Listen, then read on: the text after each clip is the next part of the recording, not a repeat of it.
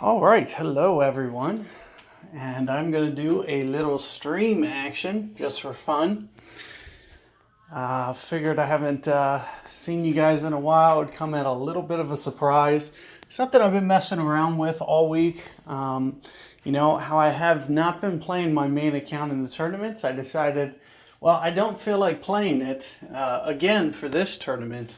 However, I just decided, you know what, I'm going to try to do a basic ball only tournament, just for, you know, just for kicks basically.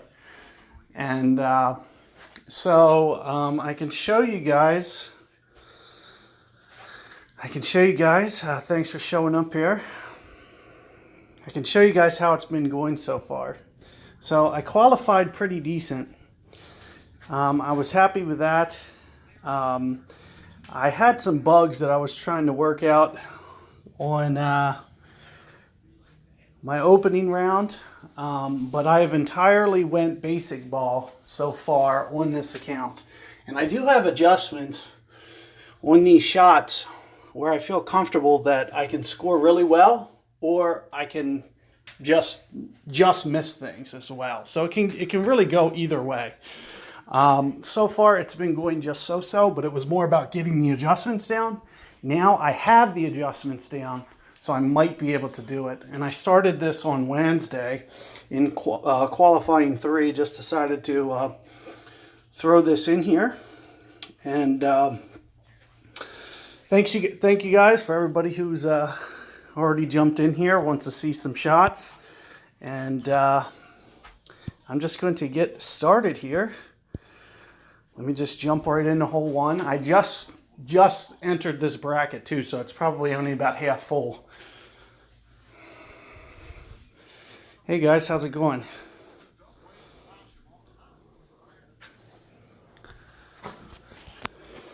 So, I do know, just so you guys are aware, I do know these shots somewhat. You know, I have adjustments. I've been practicing this since Wednesday.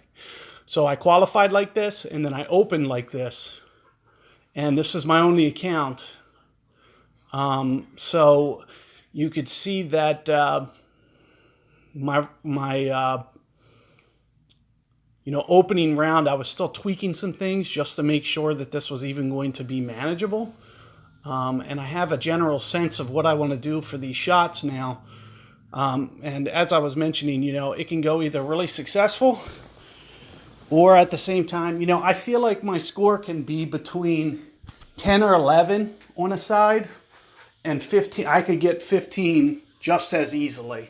So it's going to come down to, you know, fractions and just making sure that, you know, I have good time management and that I'm able to, you know, focus on the shots at hand and be able to execute them properly. The way that I go about doing the setup is a little bit different than the way that, you know, you guys are, because I don't have that side spin luxury. So some of the shots you're going to see are a little bit off the wall, because I do want to stay somewhat aggressive on this approach. Otherwise, it'll give me no chance to win. So the shot that I've been doing here is a Thor's hammer shot, rough bump. I'm just going to put it through the hole and then get right into it. I've been going about 10% below max with this adjustment. Well, 10% rings 1-to-1. So instead of going 12.7, I'm going to go about 11.5 rings here.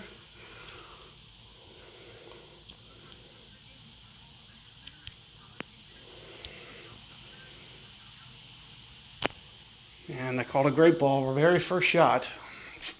So this already has no chance. It's going to shoot out to the side. Kind of a rough start. I've been really good with my perfect timing this week.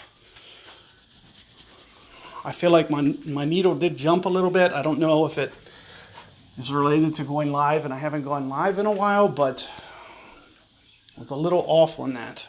So hopefully I can improve, because I can't afford to waste opportunities. Because to stay competitive in this, you know, I'm looking at hole 1, I'm looking at hole 3, I'm looking at hole 4 and 5 as my real good 4 opportunities on this side. So whereas the other people playing in the expert, they have, you know, probably 8 holes that they can potentially hole out on. I only have 4 or 5 chances.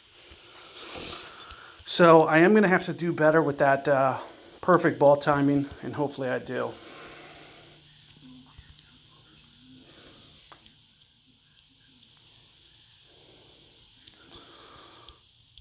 So let me just set up the shootout real quick. I'm in between this tree. I usually go pretty close. I'm going to go pretty close to max and just a little bit more, which will be about 10 rings for me.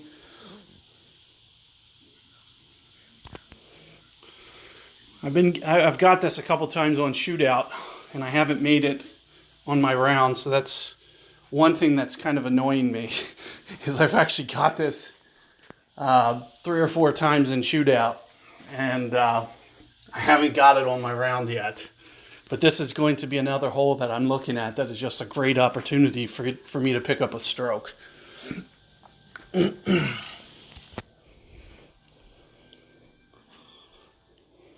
Thanks, guys. Appreciate you guys coming out. Of course, I get the perfect ball on the shootout and not my Thor hammer shot for the actual par 3. So threw away an opportunity on 1, and 2 is not really an opportunity for me. If you guys, I mean, I'm sure you know, you guys have probably been doing some kind of drive where you go off the tee into the fairway and then some kind of sniper down the hill. Well, I don't have side spin, so if I do that shot, then I'm going to push it out to the left. So I've been doing a different shot. I haven't messed it up yet, but it's one. The second hole is kind of my. This is my most concerning hole. This and 9, but this more than 9, because I feel like, so everybody in my bracket, right, they're going to always equal this one, but 9 they might, you know, they might make 1 or 2 mistakes potentially. So it's not as bad if I do screw up 9 as it is to here. This is the one hole that I have to get. Hey guys, thanks everybody for coming in, checking this stream out.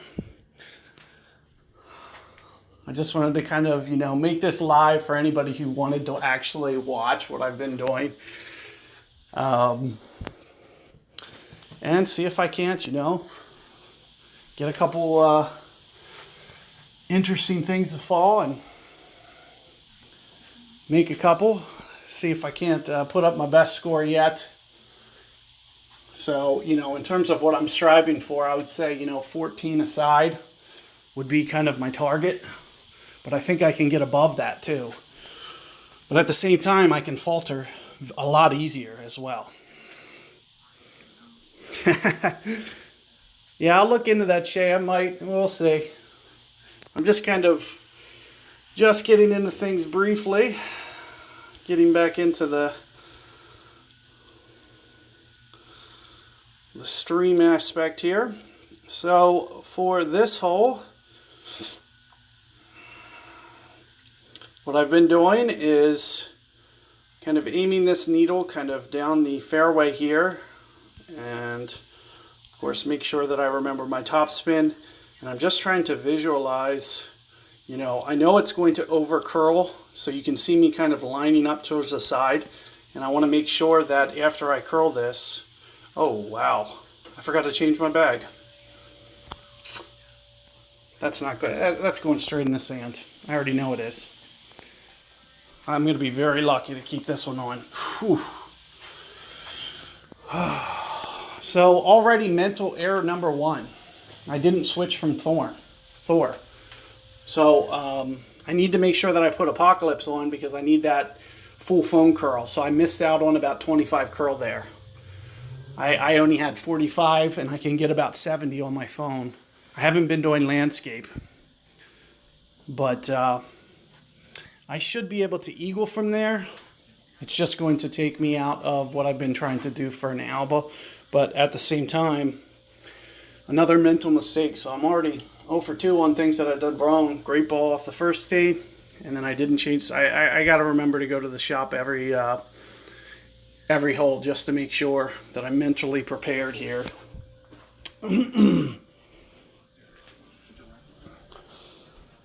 Haven't done this for a while, so I'm a little sloppy. The shot that I've been doing is down the hill. I think I might still be able to do it, but it's risky.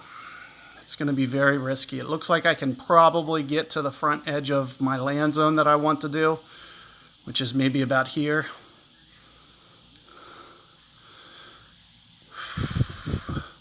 I'm going to try it because it's this is my only real alba chance, would be to pull this off.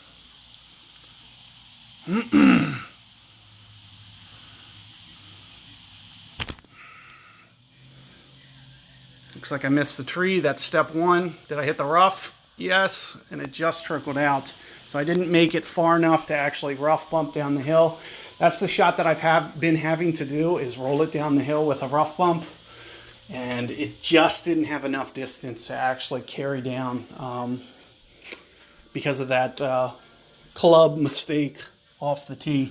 But let's say, I tried to do your guys' shot, which, I'm sure a lot of you guys are trying to sniper side spin it. I don't have the side spin to do that. So it's going to be left of the green more times than not. But let's see if I can't find a nice little flat spot here, about a quarter club here for this ring adjustment. I'm assuming there's half, it's about a quarter. So at quarter club I play 4 per ring, which means that, and I need to do a little bit of an overcorrection here, so I'll probably go almost the full target here. So if you guys want to see what that visually looks like, that's right there. Perfect ball, and let's hope that I still get this to fall. Looks like I did. So sloppy first 2 holes, but at least I haven't gave anything up. So fortunate to stay on track here and not to immediately cause a disaster.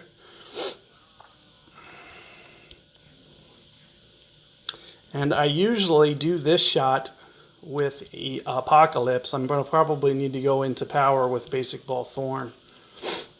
But what I'm going to try to do is basically a hop shot with a little bit of curl. And it needs to get to about, well, it looks like I can probably get to the spot. And just a little bit of curl. Great ball. Let's see if it carries. Nope. The great ball probably was an influence factor as to why it didn't get back left, and it just needed to get a little bit more. So I'll probably end up losing this shootout because of, if I would have great balled the other way, it would have probably gone towards the hole.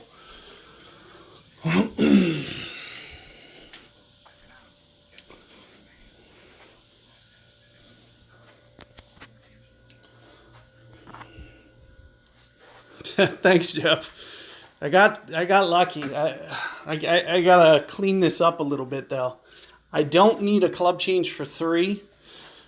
I've been going with Apocalypse and then hopefully Thorn is the goal for hole 3, and this is one of the holes that I have to be looking at to give myself that good chance to pick up a stroke here. So let's hope I can do it. But nevertheless, at least I held on there.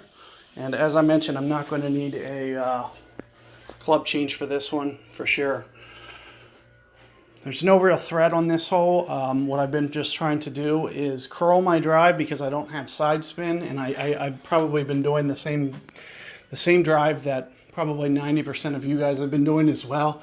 I just have higher wind and no side spin whatsoever. Oh, you know what? I do have to go back to the shop because I have the wrong driver on.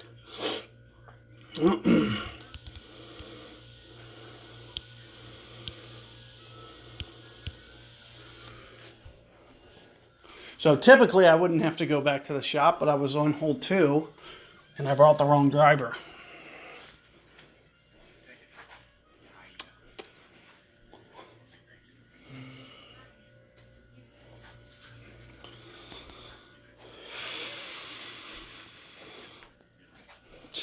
Thanks guys, appreciate you guys showing up in this stream.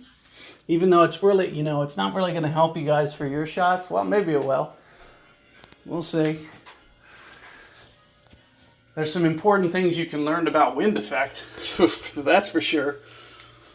Because when the wind's this high, especially with no side spin or no effect of any kind, no power, you kind of see naturally the way that the ball has to react. So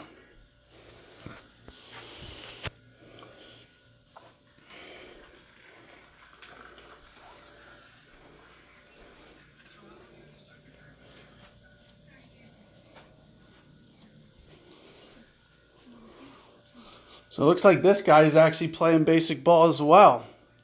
So that nice little 6-yard correction there to the right. Hops over. It looks pretty good so far. That's exactly what I'm trying to do with mine. Now, I don't know if I'm playing a replay. I got a lot of wheel spinach there. And I'm sure, Saturday night, the games are probably a little bit down. A lot of people have probably played their rounds already. But I'm going to do similarly here. And about 2.5 top spin. And you can see kind of what I'm doing with my ball guide for the second hop. But it's not going to land that far usually because of the wind effect. The wind effect's going to kind of prevent it from going there. But there's 5 rings, and I'm going to go to 10 rings. And you can see this is going to require some power for me.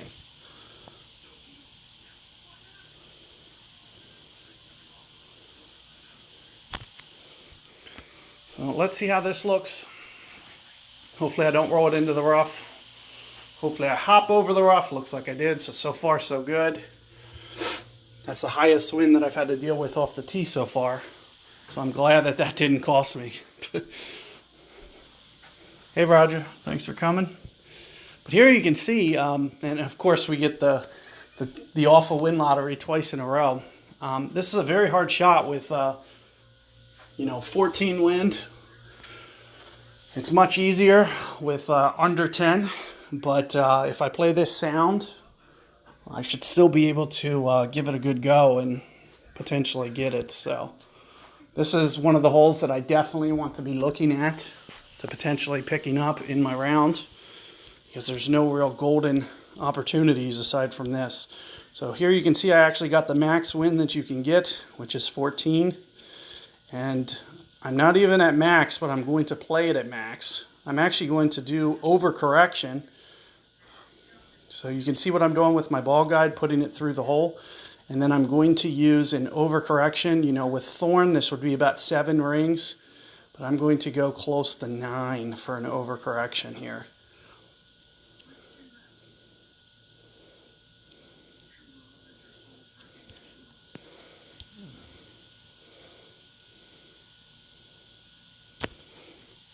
Perfect ball. Let's see how this comes in. So, disappointing. That's one of, about 5 holes that I just have to take advantage of if I want to go for a medal. Potentially win. I think there's no reason with, 1, 3, 4. I just have to execute. With 1, 3, 4, 5, and 6 as kind of being nice eagle holes. If I'm able to get things like that to drop instead of just miss, it's all the difference to, getting close and putting yourself in still position to win this thing. I did make it in my opener on the back 9, and then on the front 9 it looked exactly like that. Very, very close. Well, it was actually on the right edge. But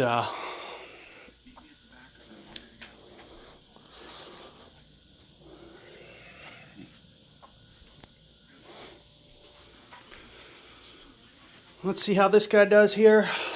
I usually do that shot on this shootout, but I think we're going to both be kind of towards max here a bit for this. Let me see what his looks like. Assuming with no power ball, you're going to end up very close to max. Guardian and Cat are going to be about the same. I don't know if this guy's adding power, but it looks like he only went west with his wind play, which is going to cause this ball to land short. So I'm not sure why he didn't add. And that's going to be the difference maker.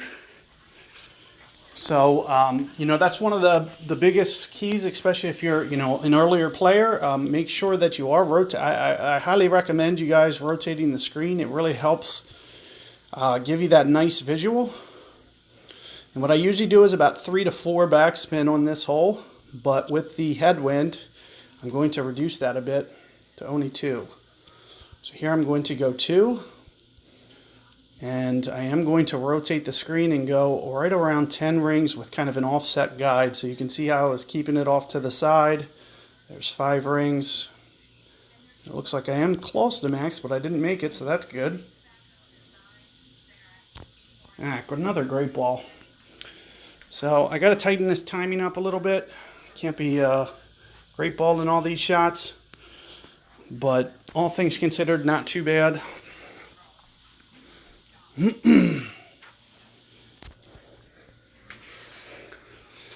Hole 4 I've been doing with sniper.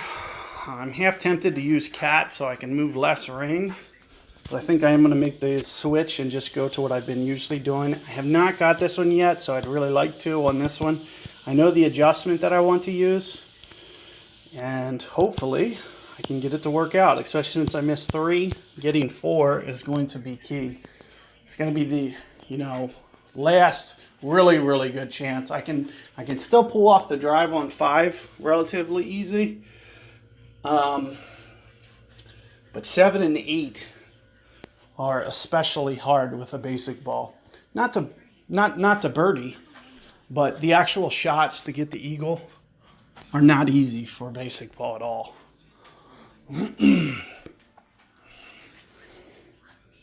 So these next few holes coming up are going to be my really good opportunities. And hopefully I can get this one to just slide in.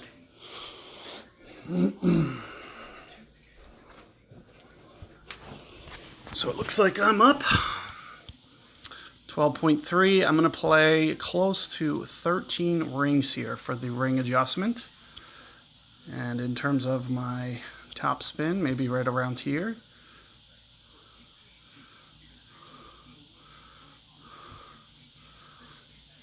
Just kind of offset to right here.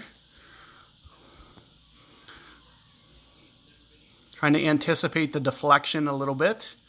And for this first ring adjustment, I'm going to go 7 rings. And then I'm going to go 6 rings. I'm even going to have to go into some power here. So perfect ball into power. Looks like I under-adjusted slightly, but it looks like it almost worked out because it took higher up on the hill and I almost clipped the fringe there. I got a little tight. I wanted to make sure that I gave it a good run, so I didn't want to leave it short, and it rolled through too much fringe there and just could not quite get there. So disappointed to also see this one miss, but I'm hoping I can maybe get 5 to fall. I did get 5 on my qualifier, very first attempt at it, so I was glad to get that one. On Wednesday, I got it, and the hardest part is getting it to the fairway. So I'm really hoping that I'm able to pull it off. I haven't messed up the drive yet, knock on wood, and I'm hoping that it continues this trend and I'm able to pull this one off. Hey guys. Hey Daniel. Aren't you supposed to be shooting your Masters round? What are you doing?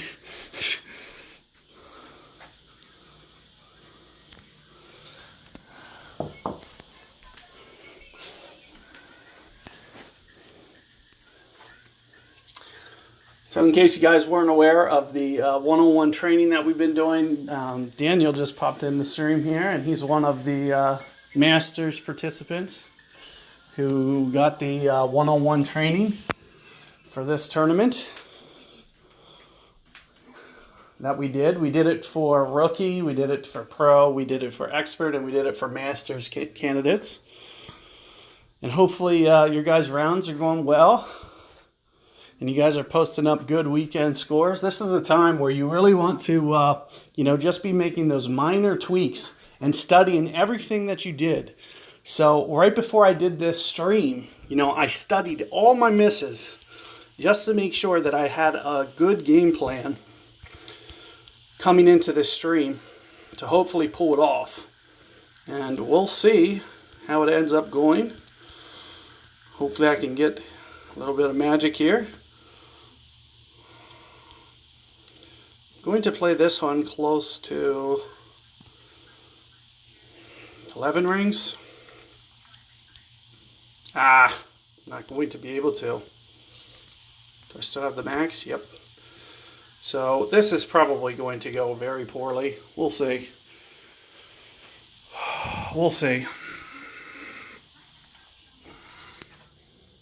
I had to short hit it. I had to curl it. All things considered, not too bad.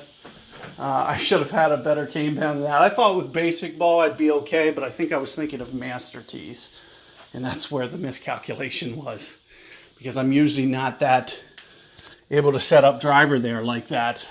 And that's what kind of made me think about it, because I'm not usually doing basic ball in expert tees. So I usually have like a power 3 ball on.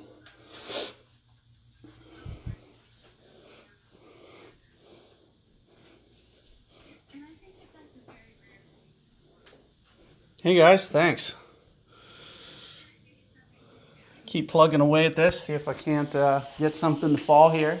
It'd be disappointing if I just shoot, just the stock, what I consider to be the stock score, getting 5, 6, or getting the normal par 5 eagles and then hole 6. Of course, getting 9 with basic ball is no easy task.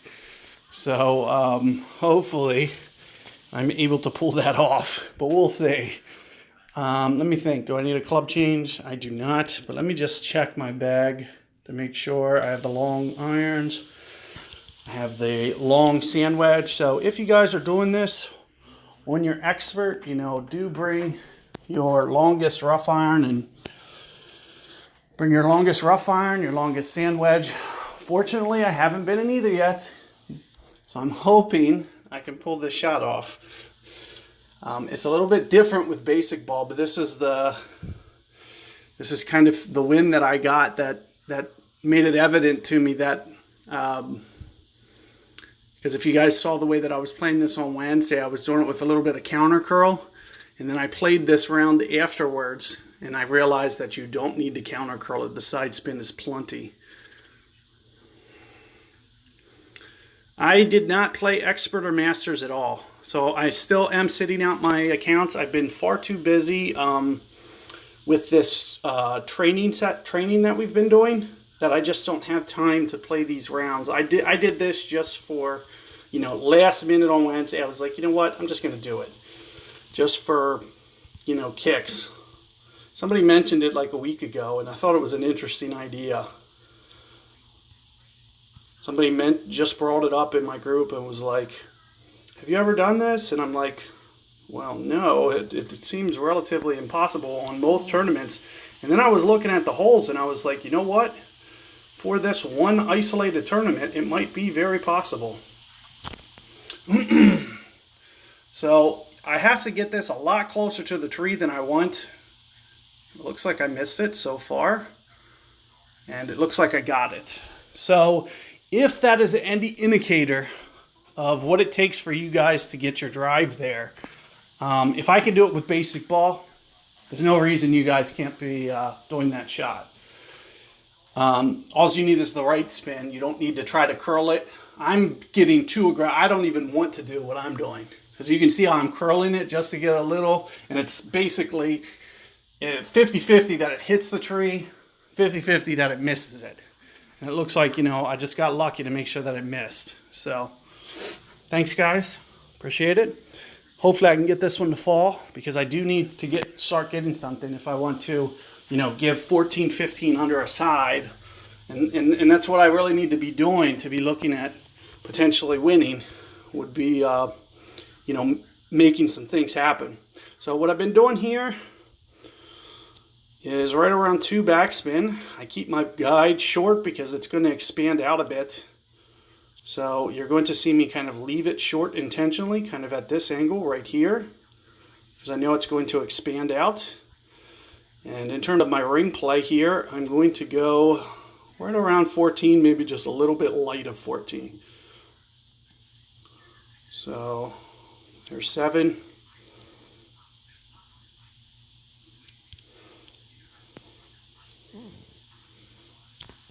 Perfect ball.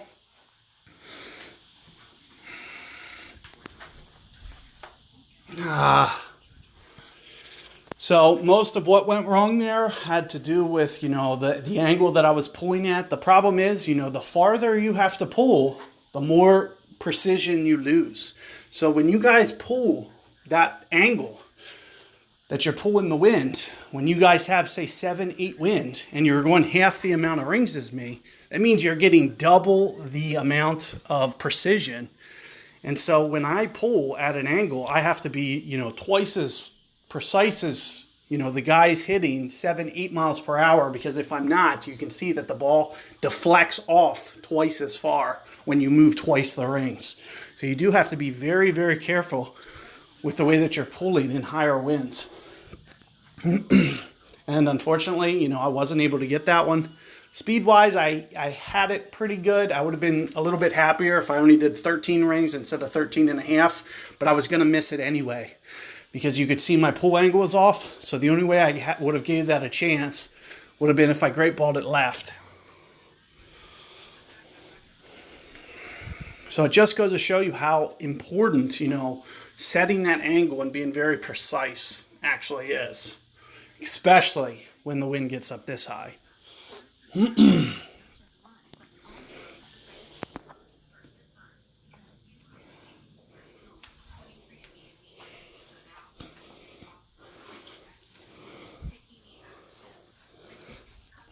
So hopefully I can get a few on these last few. I do expect to get 6. I haven't missed it yet, you know, knock on wood. So hopefully that trend continues.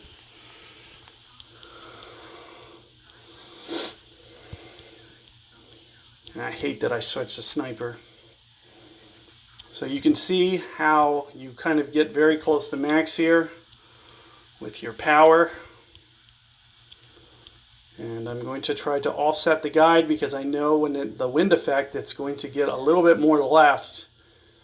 And I'm going to go a little bit beyond 13 rings with this adjustment. So there's 6.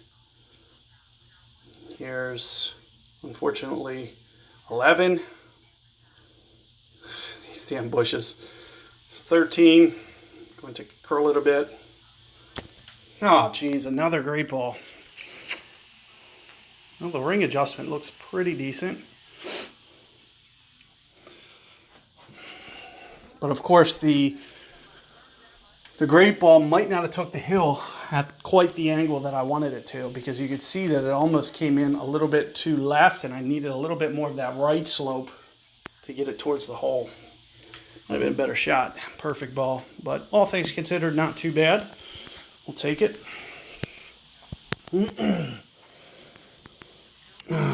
But I got to get my timing a little bit better. I've been better than this with my perfect ball. I don't know if it's, you know, just streaming in general, just kind of giving me a little nervous energy or something. But something's a little bit different with the way that my timing is right now. But let's see if I can't do this QB shot. That's what I've been doing for the most part. I did mess around with, I did do an apocalypse off the second fairway with backspin, but it's very tough with basic ball. So I feel a little bit safer with this shot, but I was able to get it both ways. And if you guys saw my guide, I did this with quarterback. Of course, I did it with, I believe, a Kingmaker.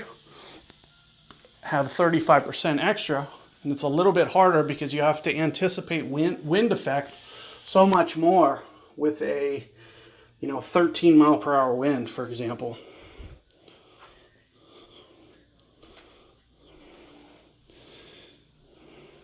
Hey guys, welcome to the stream. Ooh, that one just creeps on. Let's see if it rolls out. That putt is very hard on the front of that green. So you do want to make sure that it does roll out or stay off. Here we got 12.4. And the way that I've been doing this is, very much towards the left here. You can see kind of how I'm keeping it short of the shadow there. I've been rotating this way so the trees are out of the way. And then I'll pull very close to max, and then hopefully my ball guide being offset the way that it is, that it kind of works out. Here you can see about 5 rings, maybe a little light. There's a little over pull, so I just need to go. That should be about good. Perfect ball. Good landing zone. Good second hop. And I'm not worried about getting too aggressive. You can see where I'm aimed. I'm perfectly fine with staying away from going away for the hole-in-one here, because the hole-in-one is so aggressive to the bunker that if you great ball it to the right, it goes in the bunker. So the hole-in-one is a very risky shot. So you're not going to see me ever play for it, but you might see me great ball it and almost get it. So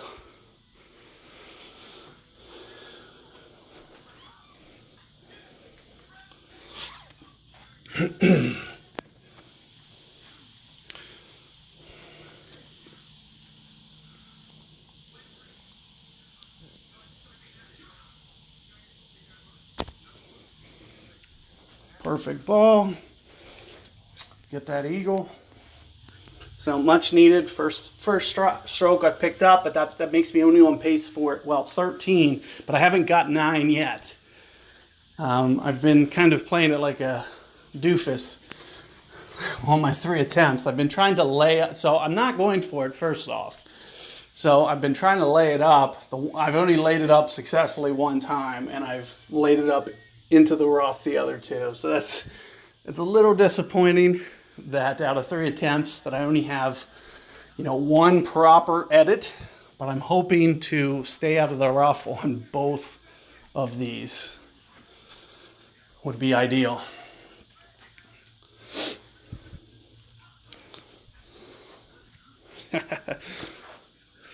So 50 plus people, eh? Well, thanks for showing up, guys. I mean, if you guys want to watch some basic ball, that's all you're going to see in this one. But since they didn't make 8 drivable and they didn't make 3 drivable, I was like, you know what? I'm just going to do it. Because if they have to lay up and I have to lay up, there's no reason that I can't give it a run.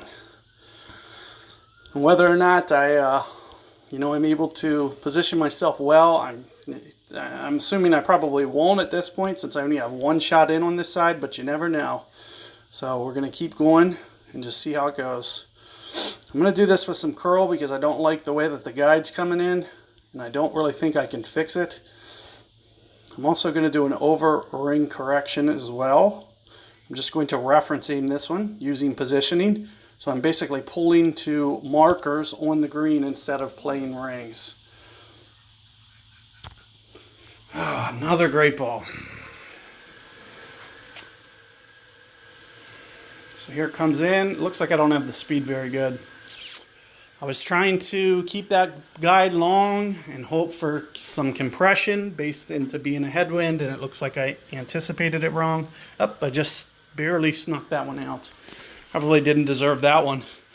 But I've hit some other shots that I feel I do, but that wasn't one of them.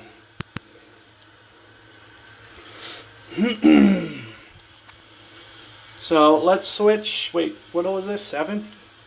Oh, I got to keep quarterback. Let me switch back to cataclysm so I don't forget to do that at a later point. In fact, I'll hold that for now just in case tragedy strikes. But I do need to remember after going to this hole, I'm going to switch to Amazon. But just to be careful, just in case I do hit this into the rough. I haven't even been close to doing that yet. But you just never know. There's no reason that I should be anywhere near the rough.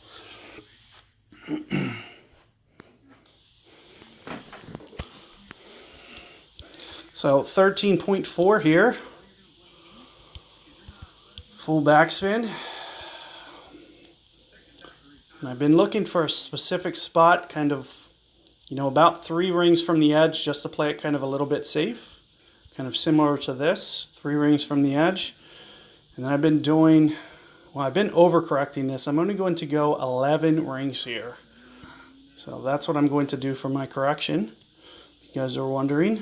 And I'm going to try to do it as precise as I can. There's 6 for you guys. Here's 5. And then just a little bit of curl. Perfect ball.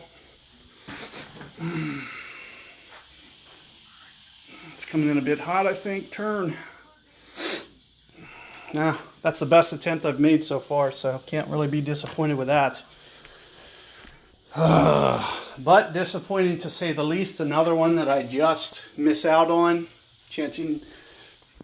Taking away my opportunities here to pull this off. To pull this impossible feat off. Just been inches a few times.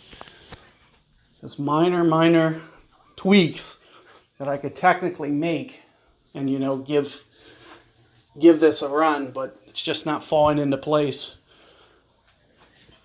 This is the first time out of the, first couple rounds that I've been excited about knowing the adjustment. So this is what I consider, my first real attempt actually feeling comfortable that I have the adjustments down. The problem is the wind's so high that you just got to, have that precision, twice as good as, the other guys playing wind 30, 40% less.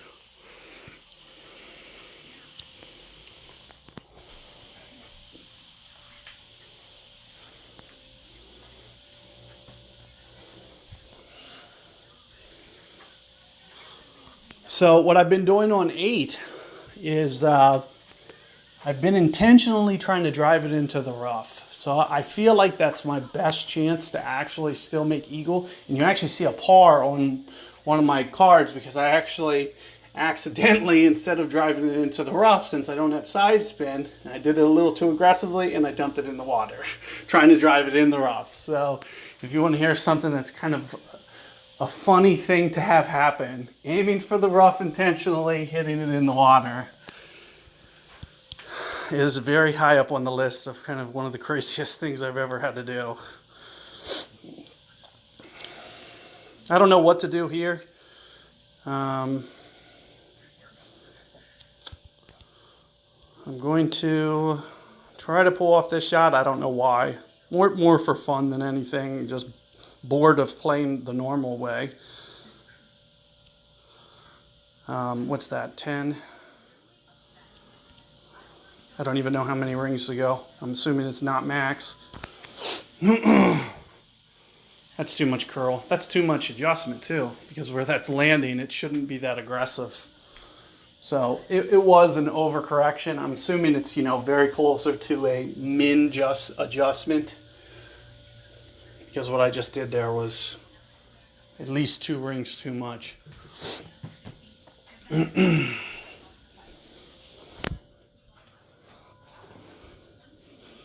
So let's see if this guy can't, put this in there. The one thing that's a little bit hard with crosswinds is when you can't tell if it's a headwind or a tailwind. That means you need to be very precise with your needle.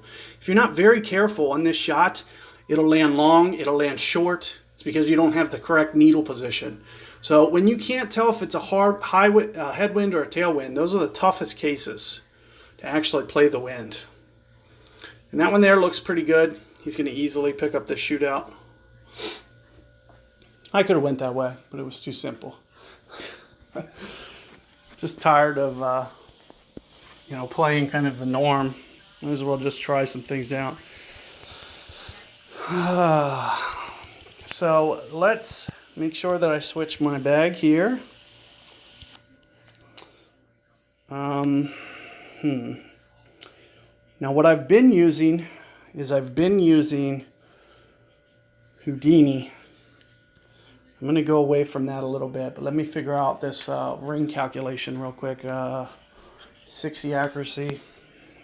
It's probably close to a spit 5. 2 per ring, 2.2 per ring. Somewhere in there would be my guess. Switch to Amazon real quick. I shouldn't be in the sand, but it could happen. And that's the bag that I want to go for this hole, and then I'll switch it back after this hole. See what I get. Anything good? Boomerang, yes. So let's see if I can't, well, at the very least, let's see if I can't avoid par here. I'm playing this, you know, very aggressively. I'd rather go for the eagle and par than just take the easy sniper layup, for instance. You know, sniper. And have a very low percentage shot with no side spin. So since it's more of like kind of a safe approach and it's a very low probability that it'll go in, I think I increase my chances, but I also bring in the chance that I'm going to par, which I've done. So let's hope I can avoid it this time. But, you know, as I mentioned, I'm just kind of intentionally driving it into the rough to give myself that, you know, that opportunity to still shoot for eagle very easily. And the reason that I'm bringing Amazon, you know, it has the backspin. And I can't lay up in the fairway because you get in between clubs. You know, I don't get to max thorn. Like, I don't get to where I can hit that. And I end up getting to a long iron. And a long iron doesn't have enough backspin to make it back to the hole. So it just turns into a layup if I play it into the middle of the fairway here. So that's the reason that I'm intentionally playing this kind of ridiculous, if you guys are wondering.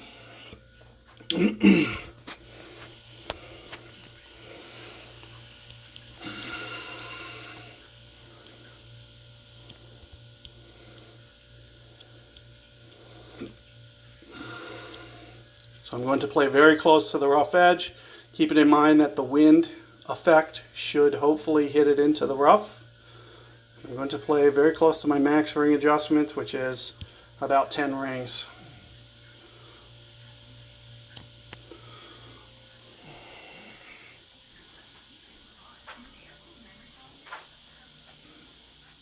Stay up, stay up, stay up. So another thing that I don't want is to be down in the bunker up there, because that's also going to make things a little bit too complicated for me. But getting into the rough there, it gives me this chance to still hold out an Amazon. I know it's not something that's ideal, obviously, but it's probably my highest percentage chance, considering that I hit perfect ball and get the adjustment down. I still have a good chance to make this, and it's the only way. So my alternate approach would be, you know, probably laying up with a sniper, but then I don't have the side spin, so I have to do it all curl by feel. I can get a bad bounce off the fairway. It can run down into the bunker if I, you know, go a little bit too aggressive with my adjustment. So, you know, similarly, this is, you know, equally as possible in my opinion. And I'm going to play this very close to 2 per ring. I'm going to set up about here, you know, keeping wind effect in mind. You know, I feel the ball's going to deflect, so you can see where I'm aiming, and then I know that wind effect will hopefully bring it back towards the hole. And I'm going to try to shoot to go maybe 7 rings or so here, at least. So let's try there. And I hit a great ball anyway, so it's not going to matter. It's going to deflect out towards the side. It's not going to be very close. You lose a lot of accuracy with Amazon, but as I was mentioning, you know, that's going to be my best chance, unfortunately. I have to hit perfect ball, but I feel like my rough perfect ball timing usually is about 80%. Problem is, I think it might be going down a little bit because I'm just not in the rough as much as I used to be. So I'm not getting the reps in to practice the timing.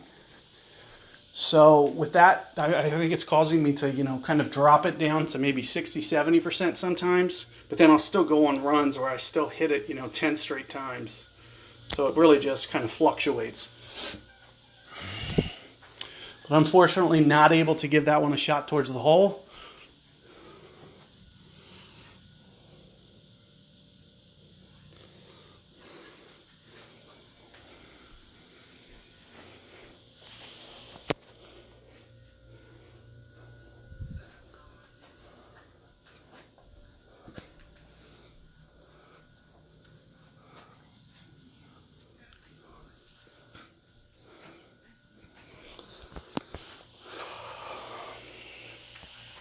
Nope, I'm not going to waste too much time on this. I'm just going to hit it up here so we can kind of move on.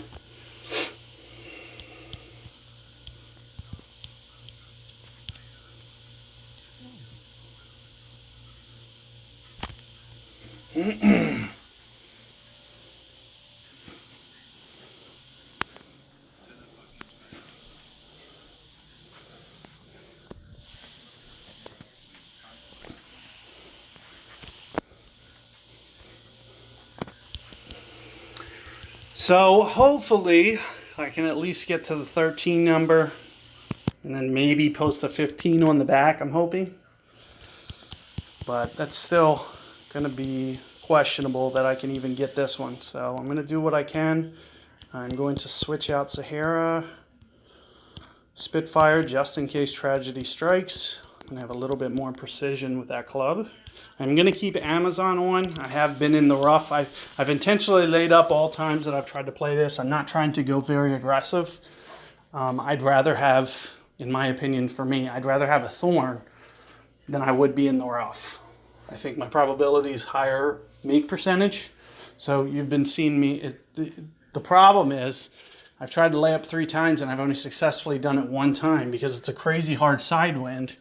And I'm trying to counter it, and it's just very hard with how hilly the fairway's been, and you just got to be right on with your ring adjustment. I've been kind of just slightly off and just trickling into the rough 2 out of 3 times, unfortunately.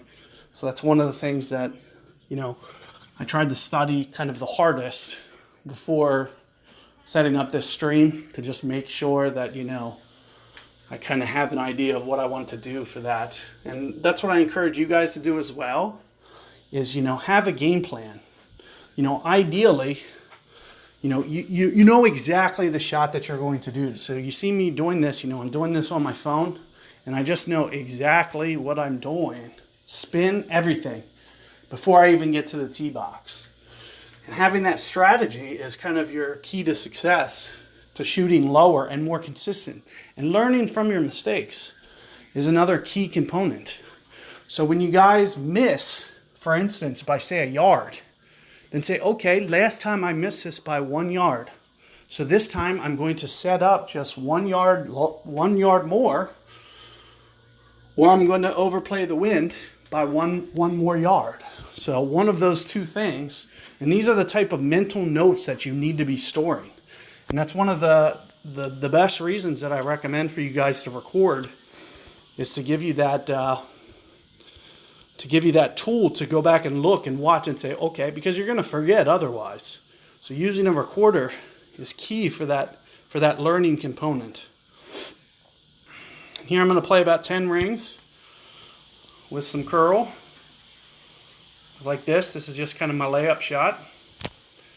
Great ball. Hopefully I have enough curl to curl around that second set of bunker. Hopefully. Everything looks good so far. It looks like I just curled it in there. Would have been nice to be a little bit longer, give me a little bit better angle, because as I mentioned, without the side spin, this layup is extremely hard in this crosswind. If the wind was the other way, this would be extremely easy. But they had to go and put the wind that way.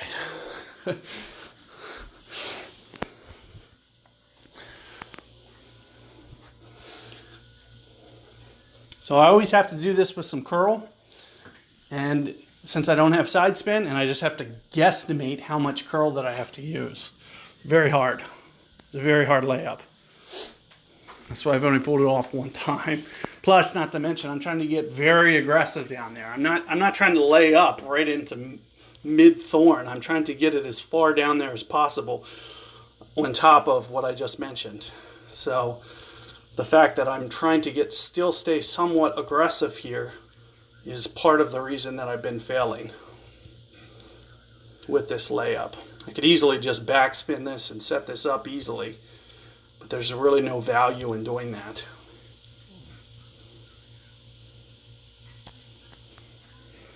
Perfect ball. Everything looks good so far. Good so far. And perfect.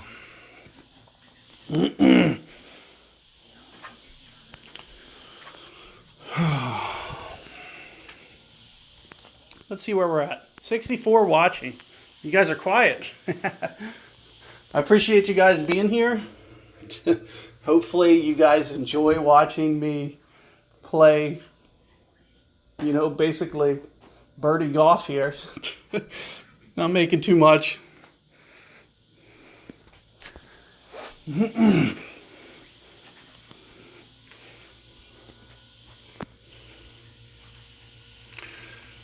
So hopefully I can get this one to fall. Got my thorn in my bag. It's going to require a perfect ball. Of course, they give me the biggest win possible. I'm going to play this virtually right on 4 per ring. So with 4 per ring as my adjustment, I'm looking at 3.5 rings as the center of the hole, and just trying to be very careful with the way that I set up the needle before going for this. But you can see that I'm going to go for the dunk. I'm going to make sure that I'm very careful to put right in the middle of the power. You cannot short hit these. And there you can see perfect ball. And there it is. So I have finally conquered this hole. That's the first time I've got that one to fall. I really needed it. So 13 under. It's a decent start to the front. And let's just see if I can improve on that for the back. I'm going to need 15. So thanks, guys. Thanks. Appreciate it. When you guys are dunking, make sure that you're very centered with that ball guide. It's just as important as the ring adjustment. That's why you guys miss it so much. So if you're having problems with the dunk, that's why. Not only is the ring adjustment important, that's centered in the circle is equally as important. And that's the biggest component. When I see guys post missed dunks, that's the reason.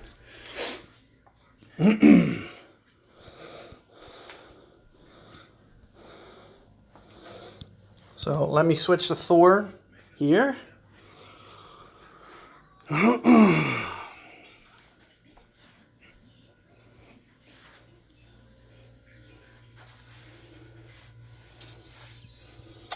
And looks good. Hopefully I can give it a better chance than I did on the front.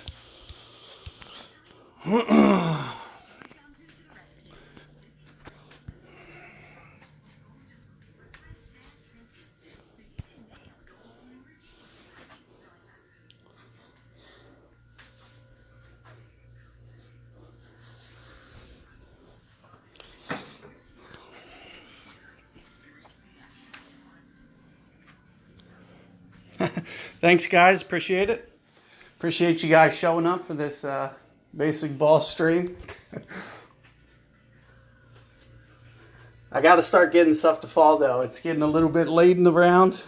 I only got 9 holes. I usually play a little bit better just because I'm like, oh, well, the course setup, it's fresh on my mind again. So it's like I remember what I did wrong, and I'm like, I can't do that again. But, you know, more importantly, if your adjustments are spot on and you're hitting great balls, I know immediately it's not going in. So, you know, that's just as a key of a component here. For me to get this, you know, I got to improve on that great ball from the front. And You're going to see the way that I usually release, it's on the same pass. If you guys are watching my needle, I do that intentionally. The more times I practice that, after 500 times, it's like I can feel the timing in my mind. I can just feel what it feels like to release at the perfect time, and that's how I'm doing it so consistently.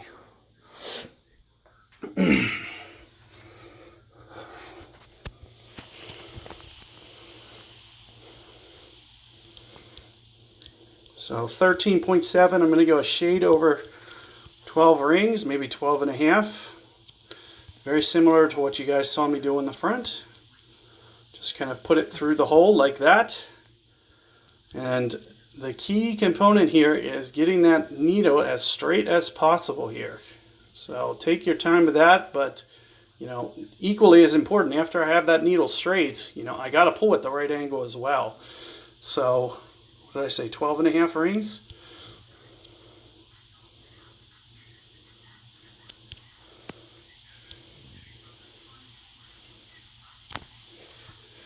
Perfect ball, and let's just hope that my needle was perfectly straight.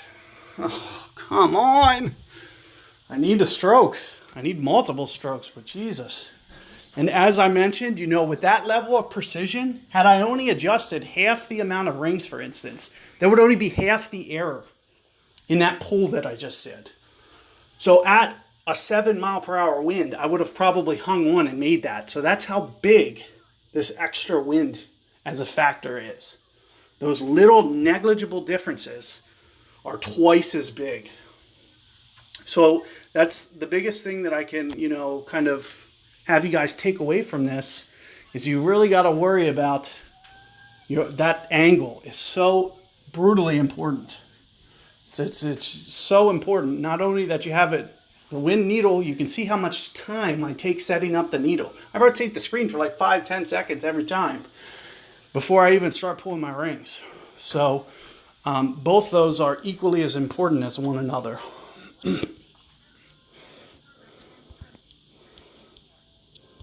And let's see what I can do with this one. You keep the ball guide just a little bit long.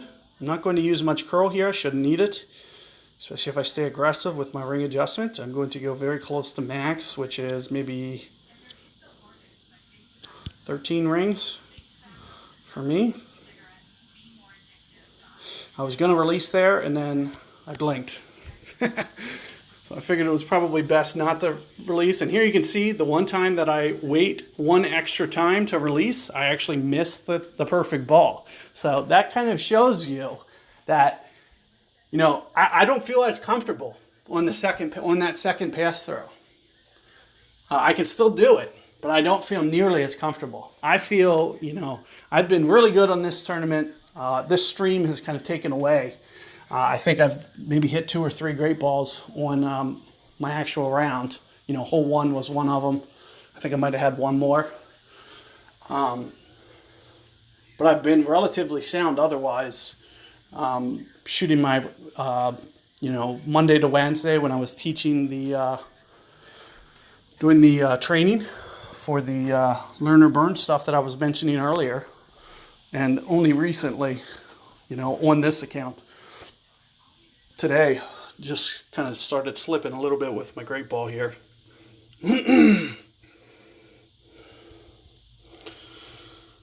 So I do need to be careful here to make the switch this time. So I forgot it last time. I am actually surprised that I didn't wind up in the sand. It was very close. If I would have great balled, it would have been the difference. And of course, if I great ball this one, it's not going to matter because I have an extra 25 curl now. Technically, I have more than that, but I'm only using foam curl. Foam curl is relatively the perfect amount. So if you guys, watch my shot, it's going to be, I really don't need the side spin. It's just max curl, and it just kind of shoots right down through there.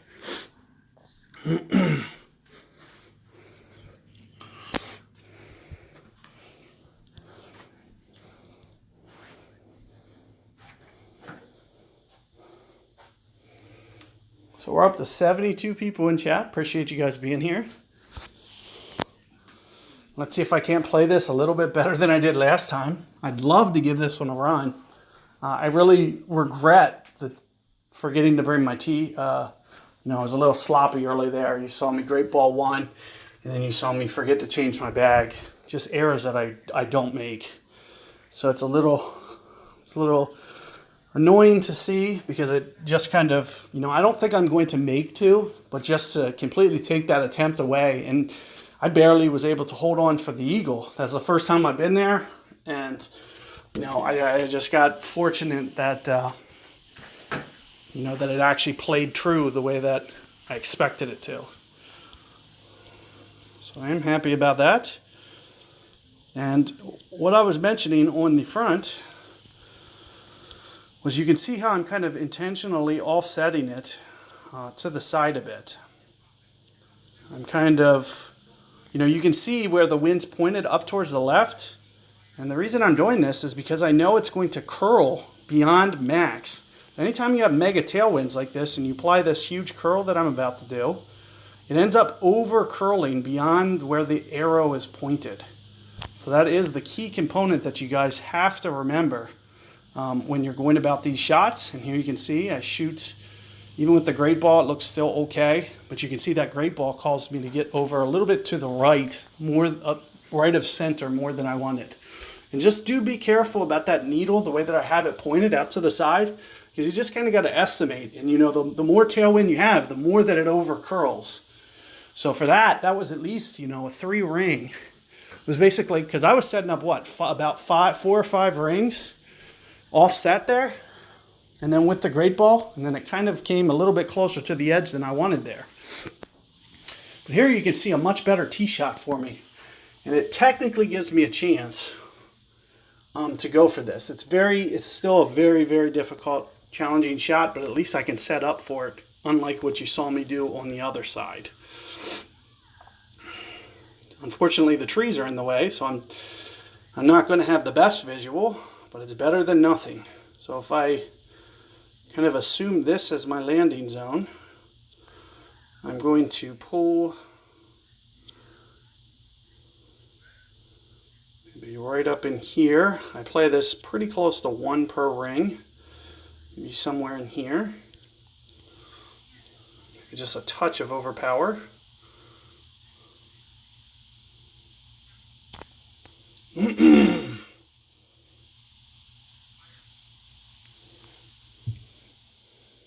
And I overplayed the wind. So I took away a chance. I've been closer than that on a couple attempts. That's kind of just average for me. It's very hard when elevation is a key. So that's what you see me doing. I'm trying to estimate kind of the elevation. And I'll tell you why I overcorrected. It's something that I wasn't thinking about. That's the longest drive I've hit. So I was trying to still use the same adjustment, not thinking that was the farthest drive that I hit. So that was pretty much my bad as to why that just happened. So completely my fault. I had been playing it like a half overpower shot every time until that time. So to be able to get it right at max there, I ended up overplaying the wind.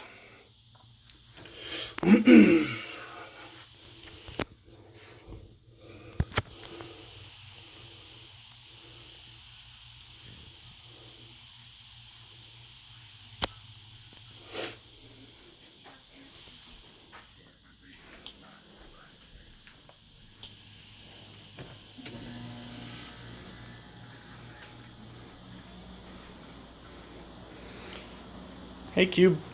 Hey Cube, thanks for joining here. Appreciate it.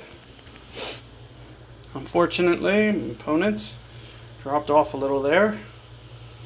Let's see. I did jump in this bracket really early on, so it looks like most people aren't finished. They probably just jumped in late. I jumped in this bracket right when I started, so that's probably the reason that you don't see a lot of scores done right now. I'm assuming it's going to fill out. I'm going to need at least 28, 29, just like the other divisions. So I don't expect, unless I start really executing here, to give it too much of a chance if I can't get this, holes like 3 to fall and 4. I've really got to start getting things rolling here.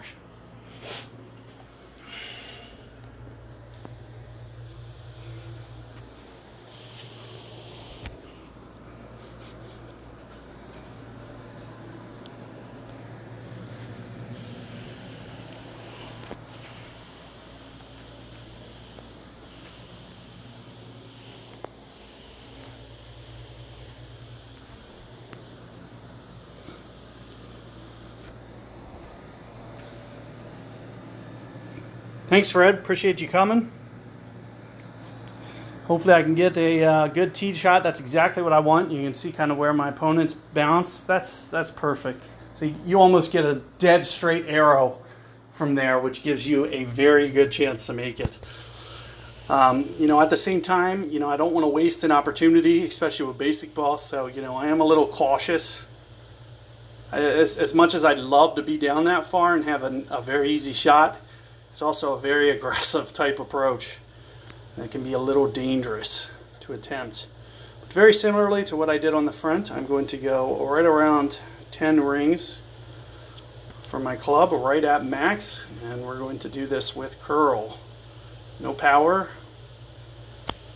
maybe just a fraction. Great ball's not going to help. Let's see what this looks like. Whew. So just cleared. Had that not cleared, I would have left myself a B52 range. So that great ball almost cost me. You can see it was almost the difference maker as it just cleared into the fairway. So do keep in mind, when you guys are playing, that's a headwind. And so where you see me setting up my ball guide to be kind of, 4 or 5 yards into the fairway, it's not going to make it to that point. The curl helps. It does help bring some of that ball guide back, but, you do got to always be thinking about wind effect for your shots. In fact, if you guys saw me on the second shot here, I was thinking about wind effect, and you saw me go 2 rings beyond max. So these are just things that you need to be thinking about. I'm going to do very similarly here. It depends on how strong the wind is. If it's a little bit less, I might only go 1 ring beyond max, for example.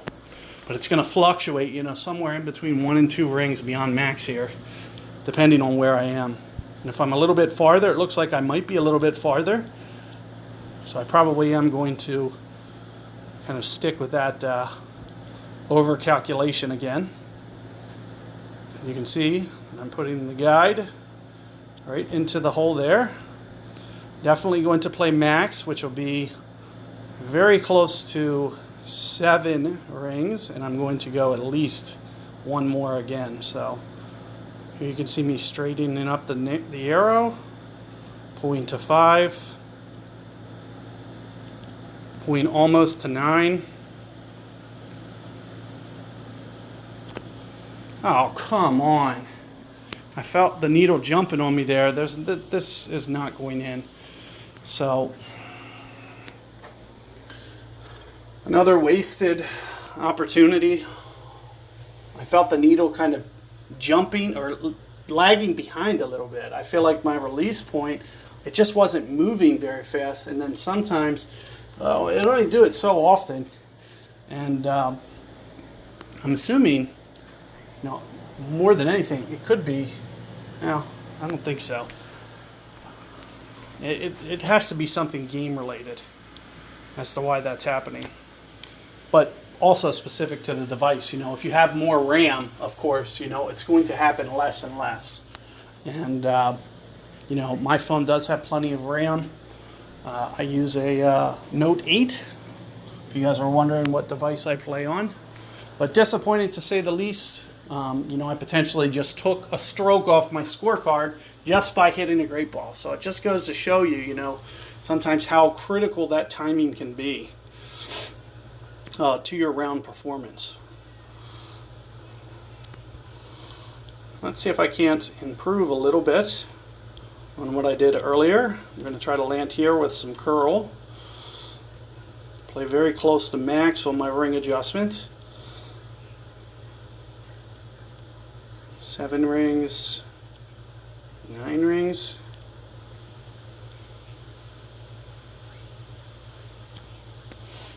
Of course I get the perfect now when it doesn't matter. In fact, they'll probably give me the ace. Too much curl.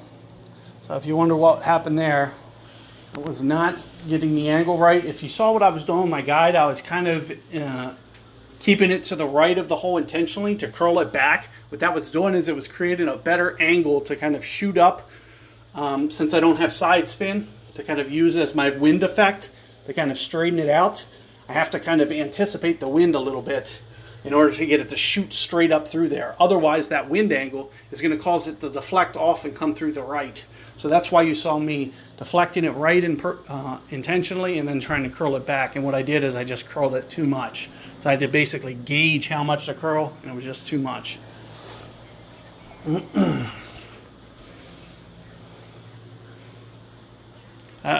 I can't rough bump, Scott.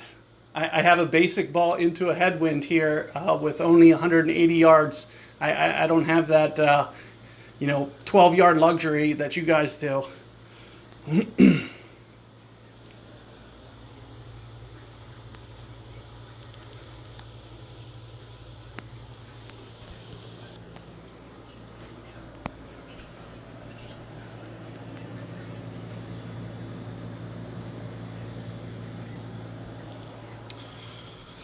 So here is hole 4 that I'm going to set up for. I guess I'll switch to sniper again. Hopefully I'm able to get it.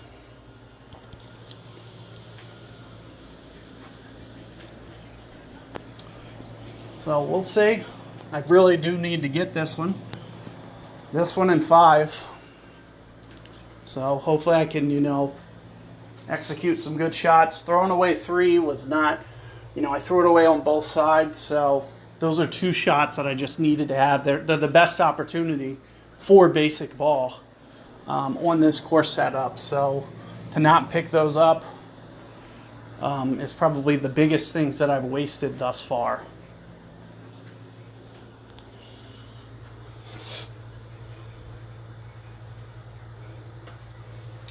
Yep, I always play the rough bump on this one. You're going to see it right here. So in this case, I'm able to do it because it's not a headwind. I'm not going to have to play 12, 15. Well, that would have probably been about 15 rings that I would have had to play on that rough bump. You have to play, as you go more into max, you have to overplay the wind even more. So what you'll see guys generally do wrong is they'll play 12 rings in that situation, and they'll come up short and they'll leave it short. And it'll be kind of, an easy win, because if you're not factoring in, that headwind and going those extra at least, 2 rings, you're going to come up short every time. But here you're going to see the rough bump that I'm going to try to shoot for here. And my setup's going to be roughly about there. Nice small wind for me. I play this when it's a small wind, very close to probably 11 rings in this case. It's like just a fraction of power. There you can see that. That great ball is going to cost me. I know it is. So here you can see it's going to hit the fringe. No chance. So another shot that I just completely took out of myself with a great ball.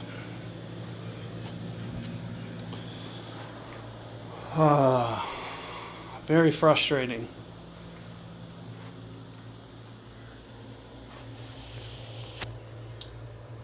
So hopefully on 5, get back on track here, try to get something to fall.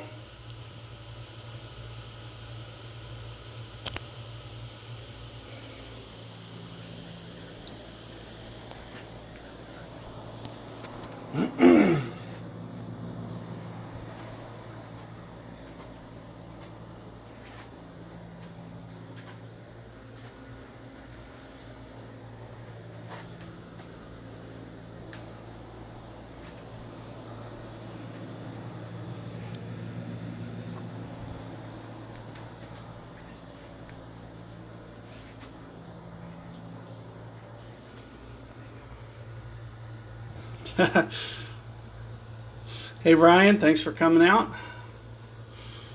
Appreciate everybody in here. What are we at? We're down to 63 now.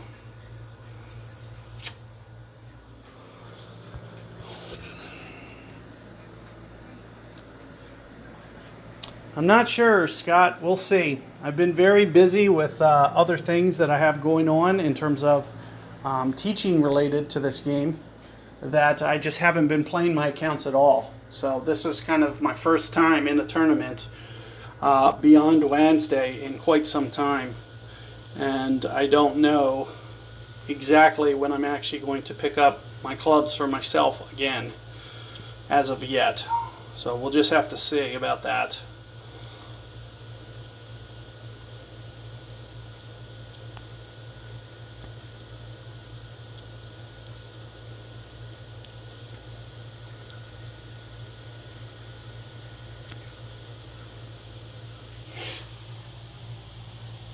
So I try to back off a little bit on the curl because I know that you know, that wind effect is going to help the ball over, and just a little bit light on the way that I came back. You do have to be very careful because it's very land specific. You know, you hit that hill the wrong way, or you hit that hill just perfectly, then it's enough curl. If you hit that wrong just on a little bit different angle, it just deflects off to the side, kind of not as hard. And that's kind of what you see right there more than anything. And let's take a look here. I want to reset my bag, get back to cat. Everything else looks pretty good for this next hole. Let's hope I can pull off this tee shot foremost, because I don't really like my chances of making it with Nirvana or Spitfire, so I really got to execute the tee shot first and foremost to get myself in position to have a good albatross look.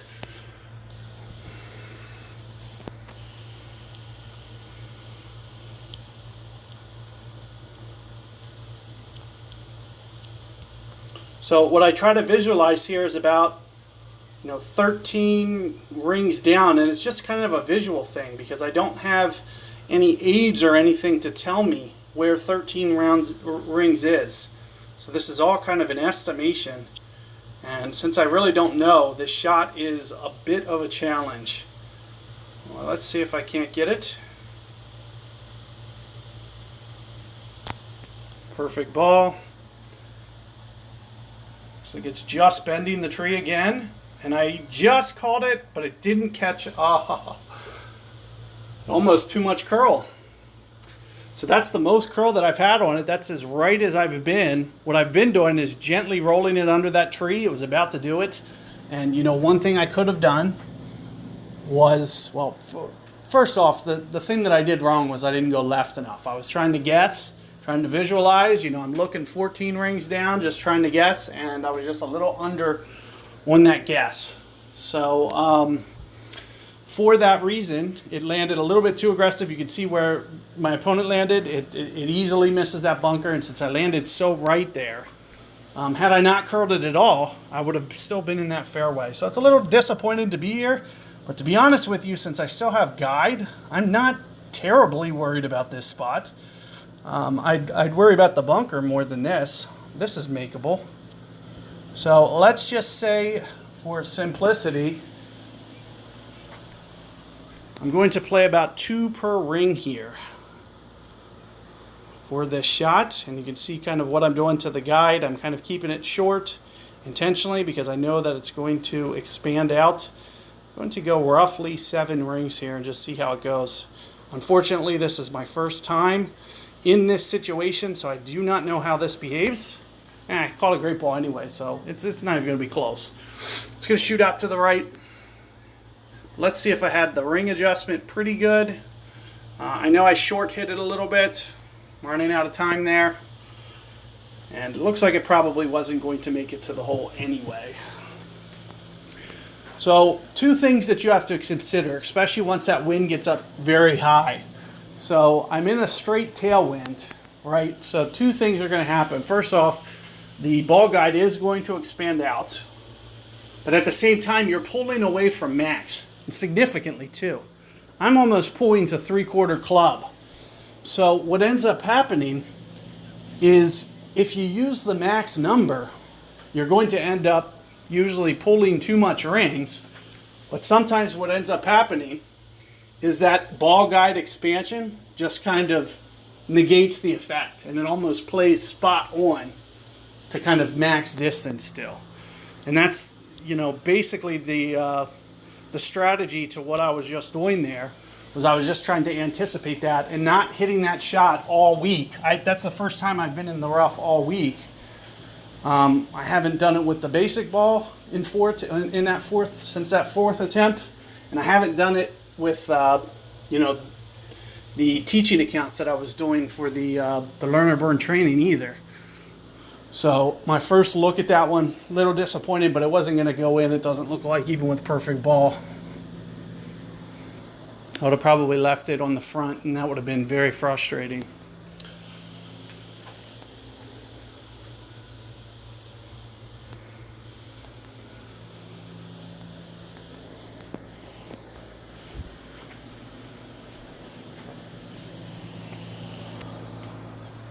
So a little disappointing here, but let's see if I can't, you know, at least finish off here. Maybe get 7 or 8 and hopefully still get 9. If I can still get 9 and I can get 6, I guess, you know, I can just be happy with where I am more than anything. But, you know, it's just unfortunate that I wasn't able to, you know, have it all come together and click it all here. A couple good opportunities, just kind of throw them out the window.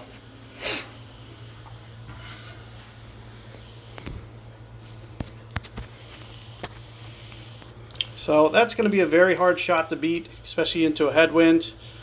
You're going to see that I'm going to actually get very close to max with this adjustment. I'm going to use my offset ball guide technique. So here you can see how I'm offsetting the guide before adjusting. And then I'm going to go very close to max ring adjustment. For me, that's 1.4 per ring. You know, if you're using sniper, you just do similarly. So at 1.4 per ring, that's 7 miles per hour corrected. And I'm just going to need just a little bit more than 7 rings here. And then hopefully with that, you know, offset ball guide, that's going to get the ball to deflect over here towards the hole more. And there you can see just not quite enough overcorrection with the guide. I need to offset just a tiny bit more. But it looks like I snuck in and won the shootout anyway.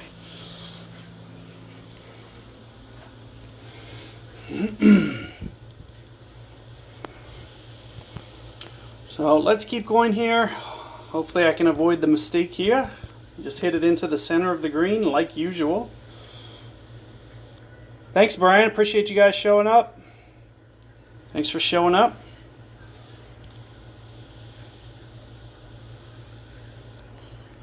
Hopefully I can, you know, at the very least, I'd like to finish with 6 and 9. You know, mistake-free here. I forgot if I changed my bag, so I'm going to back out real quick. I think I did.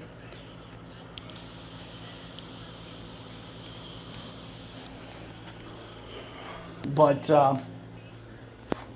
you know, I feel kind of confident maybe, you know, without actually going live here.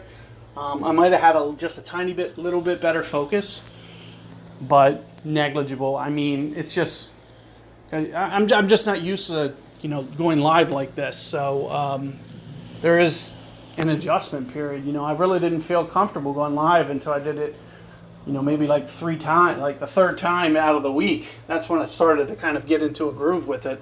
I think that's kind of faltered my play a little bit because my perfect ball timing has been the weakest that it's been all week. So little disappointed in that, but all things considered, you know, it's going relatively well. They're just, you know, not, you know, just fractionally off.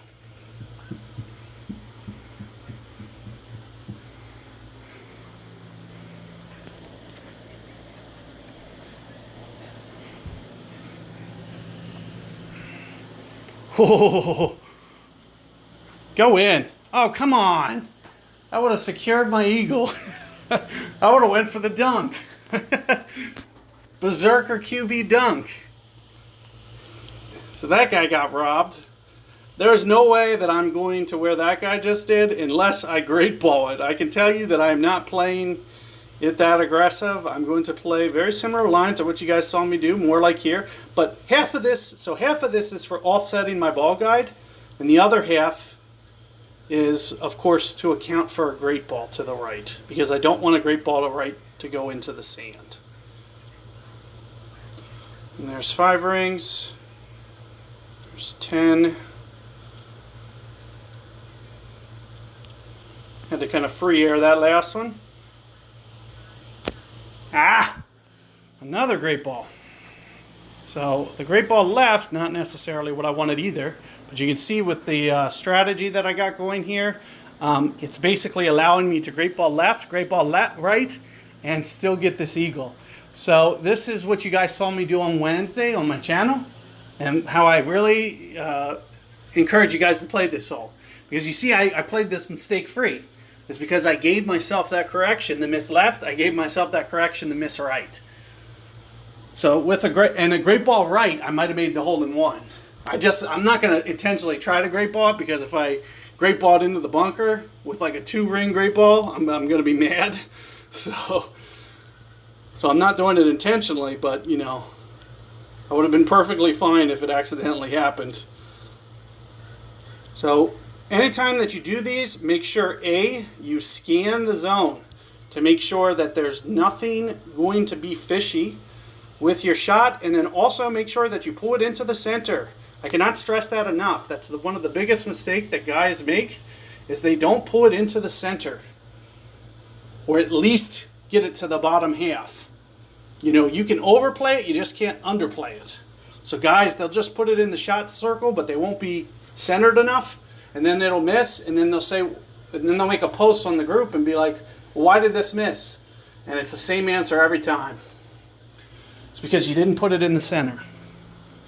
And you might not think there's a lot of air inside that circle, but I can assure you that it's actually quite substantial. It's basically about a ring and a half north, a ring and a half south. So you're talking about 3 rings of a loss of precision inside that circle there.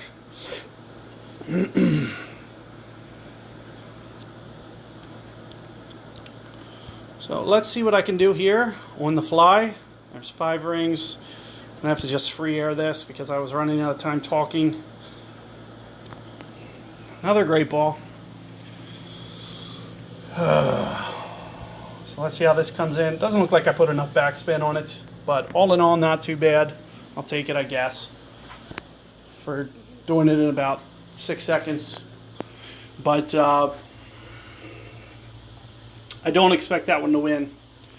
I'm assuming this guy will easily take this one from me. So let's start thinking about hole 7, because I gotta find a way to make 7 or 8 for sure. So you guys saw I was very close to 7 on this one last time. So I'm going to try to do a very similar adjustment. So hopefully I can replicate that. And here you can see that, you know, this is almost like a pre-warm-up to it, except the wind's different. So I'm really not even really considering it, because I'm going to go back to that basic game plan. And do keep in mind, you know, as I was mentioning, you need to be very precise with your ring adjustments when you go about, or setup and everything. So typically, you know, what I would typically do, and here you can see the guy did come in, just beat me there. As I was mentioning, though, that, you know, typically what I'll do is whatever just happened on the front, I'll go watch it and then just try to move it 1 fraction of an inch over with my ring play, for example. So I'll pick the same landing zone, but then I'll just under-adjust, you know, my ring just slightly, maybe less, and hope that corrects my problem. So that's what you'll typically see me do. And of course, I still have quarterback on, but when I'm live streaming like this, you know, I don't have that luxury to go back and watch what I did on the front. So I just got to kind of go for it here. But what you're going to see is the positioning that I do. I have it memorized. So if you guys aren't using the same landing spots, don't expect to have similar results. So the way that I go about setting this shot up is basically, you know, memorized with how I want it to work out here. So do pay very close attention to that, because I think that's one of the ways that you guys can greatly increase your guys' performance in tournaments. And there you can see 10% less. I'm going to go right around 10 rings here, or 20% less, sorry. Just going to get this off. Another great ball. Holy moly.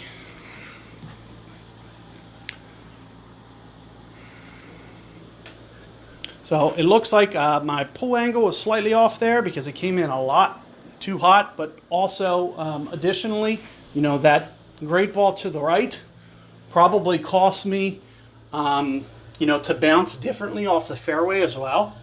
So it might have, you know, affected my rollout. I might have hit less of a downslope, or less of a upslope where it was kind of stopping to the left of the fairway. And then when I miss to the right, it comes in a little bit hotter.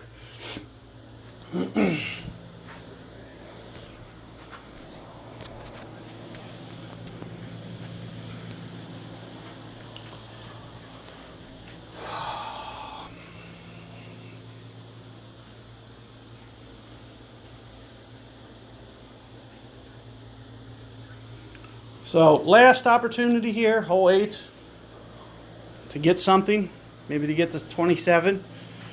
But I'm really going to have to work because you guys already seen how tough 18 is going to be. So to go eagle here, it's going to be very, very tough.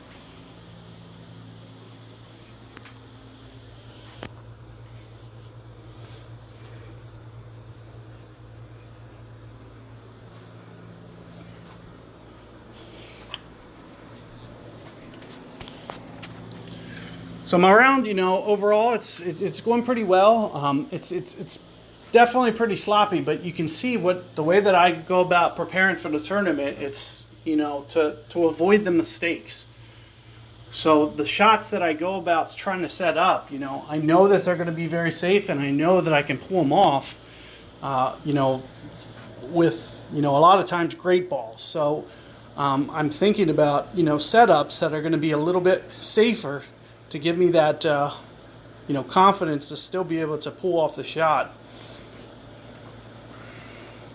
Here I'm going to up the backspin from what you've been seeing me do. I'm still going to offset the guide, and I might just underplay my ring adjustment, maybe just a slight.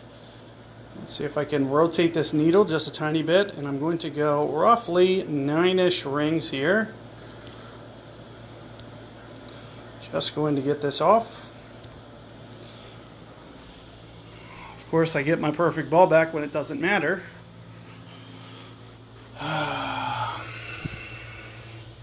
So none too bad overall. Just keep in mind, the way that I'm playing wind effect when I'm doing that I'm aiming off to the side with my guide and then just going normal rings. So that's an offset technique that I use, because here's the problem with trying to do an overcorrection technique there. If you overcorrect the rings, your second hop might land short and you could hit that rough. That's why you can't do an overcorrection technique on this hole. And that's why you need to learn 2 different wind effect techniques as to how to play shots. And if you guys were watching what I posted in Learn or Burn about that wind angle thing, you also are going to see me just rotate that slightly to the inside, to the south. So if you guys do pick up on that, there's a reason that I'm doing that, and it has to do with that post that I made. Because the wind effect is in play, if you adjust on the inside, towards the south, with the way that you're pulling the needle back, it keeps you short of the rough on the first hop, and then lets that second hop still land to kind of very similar depth as what it shows on the ball guide when you do it like that. So it lands much more closer to the original ball guide in terms of bounce hops 1 and hops 2. And the alternative will happen if I do it the other way. The first bounce might land long, which means the second bounce lands double long. So that's why you have to be very careful with that needle angle, and there's only one way that you can correct. And if you guys haven't seen that post, it's in Learn or Burn, and it is very detailed, but understanding everything that's in that post is very crucial, especially for understanding wind effect and really trying to increase your shootout percentage to make sure that those first and second bounces don't land on the wrong surface. Let me switch to Sahara again. I'm going to do very similar just in case I do roll down that hill too much. But you're going to see me do very similar, intentionally drive it in the rough, just like I did on the front. And the reason I'm doing this is because it's going to increase my eagle percentage make chance.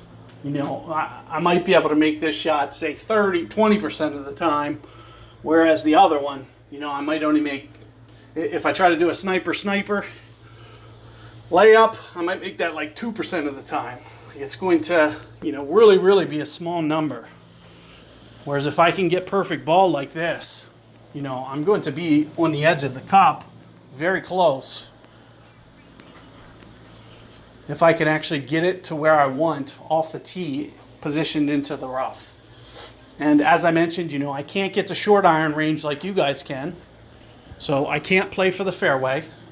Because if I go to long iron, all I can do is lay up. So I did mention this on the front nine. Hey Frank, how's it going? So if you guys are here, and remember, that's the reason. But I just want you guys to know that's the reason that I'm intentionally driving this in the rough.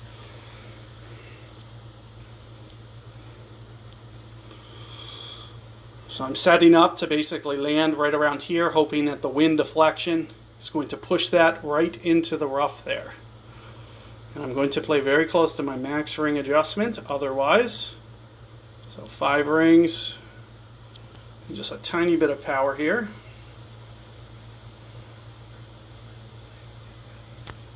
Perfect ball. Hopefully disaster free. Hopefully in the rough. Stay up, stay up. That's going to be bunker. So, opportunity wasted. I'm not going to probably be able to hold out a Sahara. So I was unable to stay up on the high part there. I just got a little bit too aggressive. I wanted to make sure that it's in the rough because if it's in the fairway, another thing, I didn't even bring Saturn. So without Saturn, fairway really wasn't an option for me because I'd have no way of stopping. I just have to lay up to the left intentionally.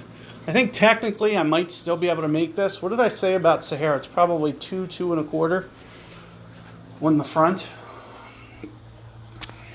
I do think that's going to play pretty true, but you also have to keep in mind wind effect. And ideally, I would like to still try to give this a run. I just don't think it's going to be a possibility. I think, I need to be looking at mostly a layup here, unfortunately. There's just not enough, there's not enough room for error here. So play out here. I'll play about 6 rings, I guess. That's all I can do.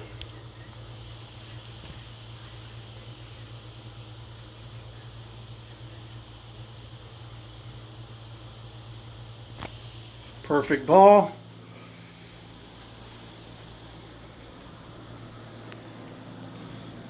You can see it's just more of a layup shot. There's no way I can get the ball over there with basic ball, unfortunately. So it's just, more anything, just trying to do what I can with the ball. Whereas the rough iron shot that I was trying to hit, you guys saw in the front, if I reversed my perfect balls, that would have been awesome. If I would have great balled it to the left on the front, or on this one, and then hit a perfect ball in the rough iron, that might have been the difference between picking up a stroke and not. So, a little unfortunate.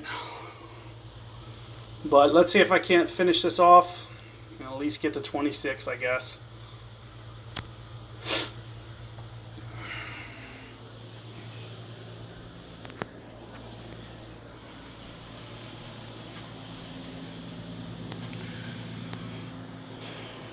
So, best case scenario, I can eagle, but I'm going to need to do it with a layup. Again, you're going to see me play it very similarly to what I did on the front and just kind of hope for the best.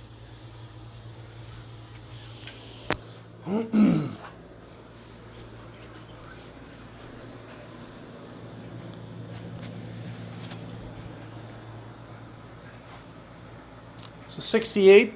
We're up to 68 now. Thanks, guys, for all the people that came to watch this live stream.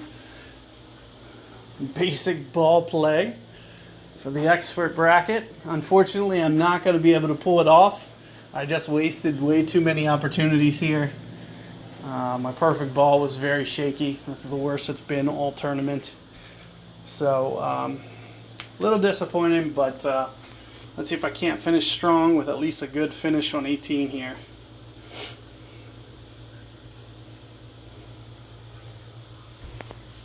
Little bad break there. So let's see if I can't. This is a tough win for me though, so that guy shouldn't be too worried yet. A very, very challenging wind. I'm going to be very close to min here with this adjustment.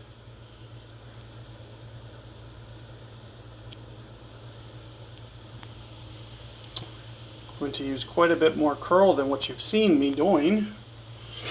Let's just see how this comes in. It's too much curl, but I think it might win.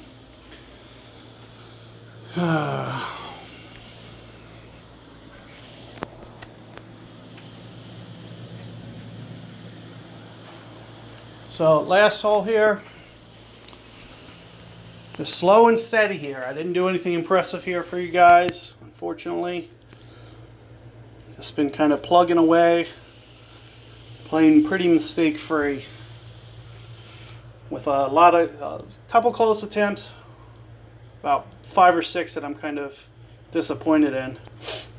Let me set up my bag here, get my Nirvana back on, get my Spitfire back on. Always bring your long clubs to this last hole here, just in case you do drive it into the rough. The goal for me is definitely not to, but if I do, I want to make sure. Wait, did I switch from Amazon? I don't want to do that.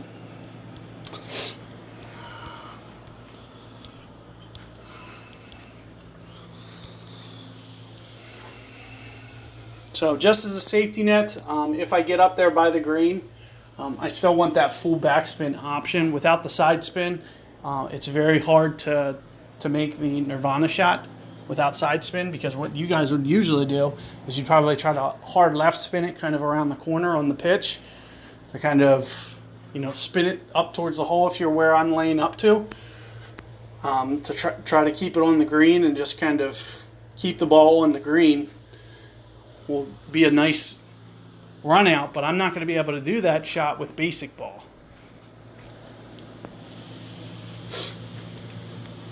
So here's the tee shot. This should be relatively straightforward. Very low wind.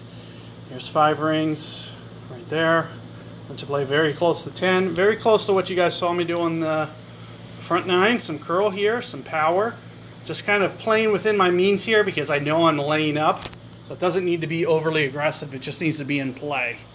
So you're not going to ever see me do max here. The only thing I care about, and unfortunately it did hit that rough, well, love just a little bit more curl there. But nevertheless, you know, it's in the fairway where it needs to be. So we'll take it. But I would not be going for the green just like you saw in the front.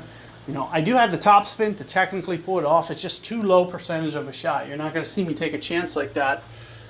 Especially, you know, you guys saw me lay up on the front. I was able to get it. I'm going to trust that as opposed to making a mental mistake being in the bunker or in the rough. I'm going to trust that thorn shot much more so. So that's the way you're going to see me play it. And let's hope I can finish it off. You know, one of my biggest goals here was to make sure that I did get 9 both times. This was, you know, my first mental thought was to make sure. Unfortunately, I wasn't able to drop as many as I would have liked. But I knew that, you know, getting these was going to be key because I just couldn't pick up strokes elsewhere and then throw away this hole. Just wouldn't have been possible.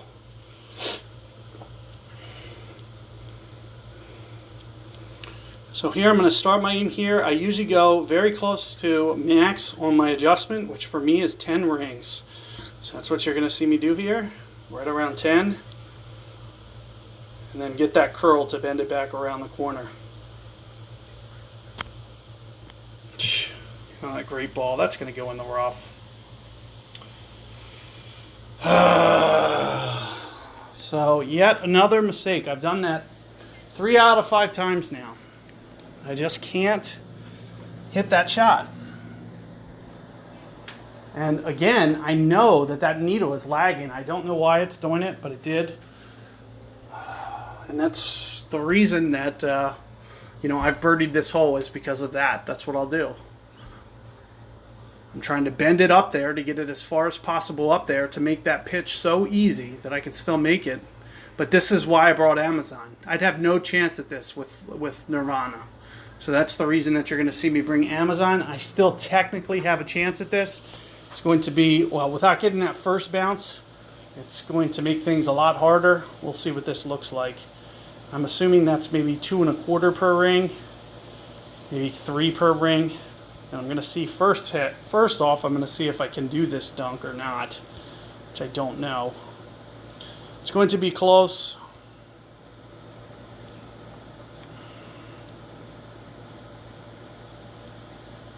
But it's going to be a better chance. So since it's going to give me a better chance to make it, I'm just going to go for it. I don't care.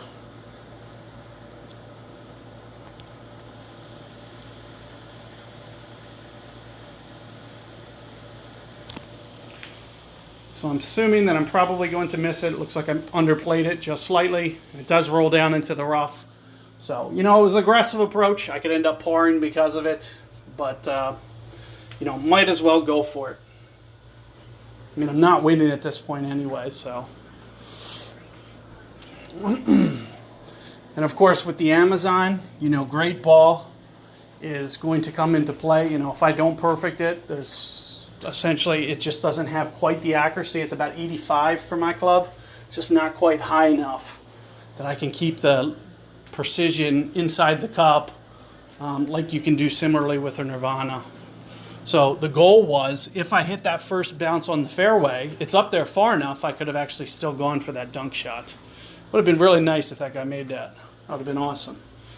Would have saved me too, because I have to hit perfect ball here. I don't think I'm going to be able to get Amazon to still fall. It just doesn't have the accuracy like Nirvana does.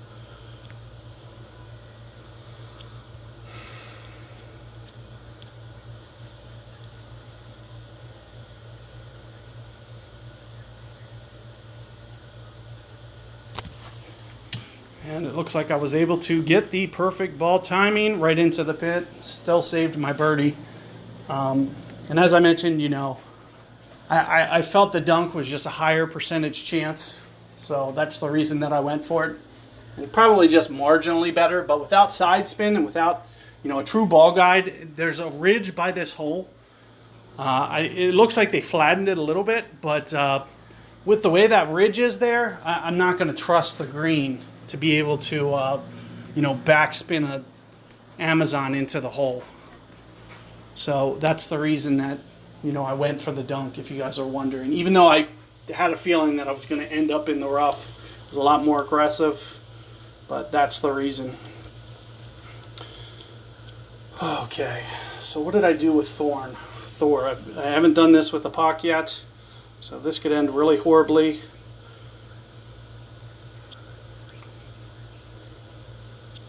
I'm going to try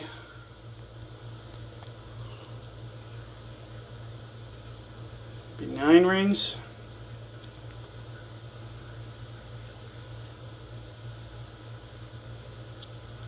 Nine and a half.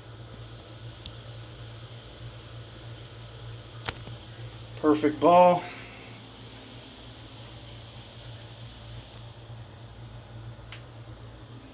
Well, at least I didn't make that one. That would have just pissed me off. So that's the first time I've had to do that with a Pac. I had to kind of do a rough estimate calculation. I was just trying to think about what I would have done with Thor in that situation, since that's the shot that, and I knew with Thor I would have done about 11 rings. And I know my accuracy is a little bit less, so I know I had to come in from 11. It was just kind of a rough estimation, but all in all, it was a decent shot. Unfortunately, that I couldn't get a better attempt for you guys on hole 9 there. It would have been nice to close off there a little bit better. Disappointing. But thanks, guys, for showing up. A little basic ball action for you guys. Roll out. Not quite. Yeah. Yep, next tournament's Masters with basic ball, so definitely be sure to tune in for that one. Same time, same place. But thanks, guys. Anyway, you know, I do appreciate you guys coming out. Unfortunately, not enough to get done. Where would have 26 been? So I would have temporarily been tied, but it wouldn't have lasted, so it wouldn't have mattered. Who had the tiebreaker? Probably him. Well, I actually had the tiebreaker. I would have been sitting in first. Not a big deal. You know, it wouldn't have held, but at least I would have had, you know, 3 or 4 tiebreakers there. Had I been able to get that one extra stroke on that 18th hole or anywhere along the way. You know, that's the more, you know, looking at holes like 3. 3 is easier than 9 is, so. But anyway, thanks guys for coming out. I appreciate you guys being here, and catch you guys later. And if you guys haven't subscribed or you know, want to, feel free to, or hit the like button for the video as well. But catch you guys later. Thanks for showing up.